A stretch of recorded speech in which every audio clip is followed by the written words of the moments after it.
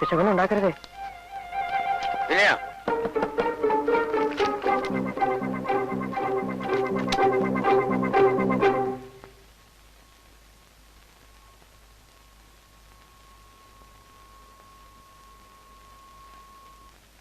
പഠിപ്പ് മുറിയിൽ ഈശ്വരന്മാർ കൂട്ടിനുള്ളത് നല്ലതാണ്. അതെനിക്കറിയാൻ ഡാഡി, അതുകൊണ്ടാ.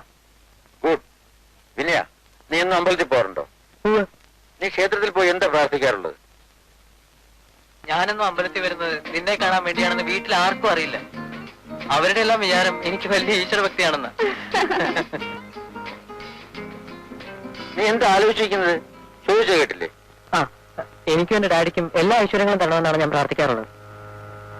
യുദ്ധരംഗത്ത് ശത്രുക്കളെ നേരിടേണ്ടി വന്നിട്ടുള്ളപ്പോ കയ്യിലുള്ള ആയുധത്തെക്കാൾ എനിക്ക് ശക്തിയും ധൈര്യവും തന്നിരുന്നത് മനസ്സിലെ ഈശ്വരന്മാരായിരുന്നു. ആ, മണി 10 കിടന്നുറങ്ങ്. നാളെ രാവിലെ പഠിച്ചാൽ മതി. Good night. Good night.